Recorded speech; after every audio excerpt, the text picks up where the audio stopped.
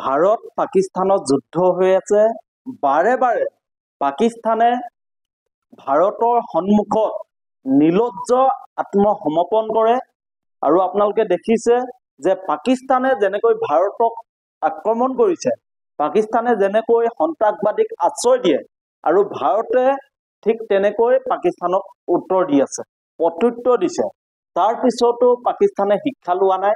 গতিকে সমগ্ৰ দেশত এতিয়া এটাই শ্লোগান, বন্দে মাতৰম, ভাৰত মাতা কি জয়। আৰু আমাৰ ভাৰতৰ এক সুকীয়া পৰিচয় আছে। ভাৰতে কাকো আগতীয়াকৈ আক্ৰমণ নকৰে আৰু কেতিয়াও সন্ত্ৰাসবাদীক আশ্ৰয় নিদিয়ে। কিন্তু পাকিস্তান এনেকুৱা এখন দেশ, যিখন দেশে সন্ত্ৰাসবাদীক আশ্ৰয় দিয়ে আৰু অন্য চুবুৰীয়া ৰাষ্ট্ৰক বিনা কাৰণত আক্ৰমণ কৰে, অশান্তি সৃষ্টি কৰিবলৈ চেষ্টা কৰে। গতিকে পাকিস্তানৰ দৰে এখন দেশক বিশ্বৰ মানচিত্ৰৰ পৰা নোহোৱা কৰি দিয়াটোৱে এতিয়া আমি ভাবো আটাইতকৈ উপযুক্ত সময়। আৰু ভাৰতে ইচ্ছা কৰিলে পাকিস্তানক বিশ্বৰ মানচিত্ৰৰ পৰা নোহোৱা কৰি দিব পাৰি। আৰু পাকিস্তানে এই কথাটো মনত ৰখা ভাল।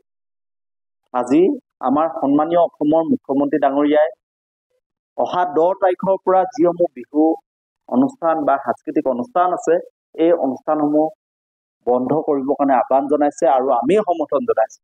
কাৰণ দেশৰ সৈনিকসকলে সীমান্তত আমাৰ কাৰণে যুদ্ধ কৰিব, আমাৰ কাৰণে শ্বহীদী বৰণ হ'ব, আৰু আমি ইয়াত সাংস্কৃতিক অনুষ্ঠান পাতি ফূৰ্তি কৰি থাকিম, এই কথা কেতিয়াও হ'ব নোৱাৰে।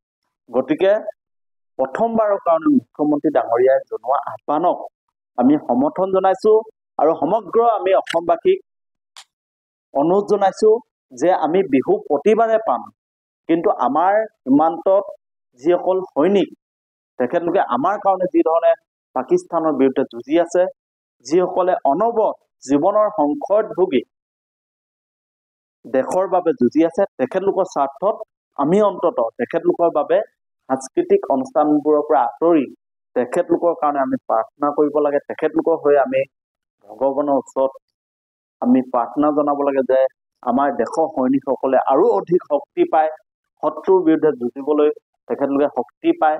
আৰু পাকিস্তান দৰে সন্ত্ৰাসবাদী এখন দেশক আমি ভাবো বিশ্বৰ মানচিত্ৰৰ পৰা নোহোৱা কৰিবৰ কাৰণে আমাৰ দেশৰ সেনাসকলে, ভাৰত চৰকাৰে হয়তো অচিৰে সিদ্ধান্ত ল'ব বা সিদ্ধান্ত লোৱা সময় সমাগত। গতিকে পাকিস্তানৰ সন্ত্ৰাসবাদক আমি নোহোৱা কৰিব লাগিব। পাকিস্তানৰ সন্ত্ৰাসবাদীৰ বিৰুদ্ধে আমি যুঁজ দিছো, আমাৰ সৈন্যসকলে যুঁজ দিছে, আৰু সৈন্যসকলৰ স্বাৰ্থত মুখ্যমন্ত্ৰী ডাঙৰীয়াই জনোৱা আহ্বানক আমি পূৰ্ণ সমৰ্থন জনাইছো আৰু কৈছো যে আমি বিহু বাৰে বাৰে পাম, বিহু আহিব যাব, কিন্তু দেশৰ সৈন্যসকলে, সেনাসকলে যি ধৰণে আমাৰ বাবে, আমাৰ দেশৰ কাৰণে, আই মাতৃৰ কাৰণে যি ধৰণে যুঁজ দি আছে, আমি তেখেতলোকৰ কাষত সদায় থাকিব লাগিব। আৰু তেখেতলোকক আমি শক্তি দিছো, তেখেতলোকৰ হৈ আমি কৈছো যে তোমালোকে যুঁজা, আমি তোমালোকৰ লগত আছো। পাকিস্তানক তোমালোকে উচিত শাস্তি দিয়া, উচিত প্ৰত্যুত্তৰ দিয়া, প্ৰয়োজনত পাকিস্তানক বিশ্ব মানচিত্ৰৰ পৰা নোহোৱা কৰি দিয়া, যাতে সমগ্ৰ বিশ্বই সন্ত্ৰাসবাদৰ পৰা মুক্ত হৈ শান্তিৰে জীয়াই থাকিব।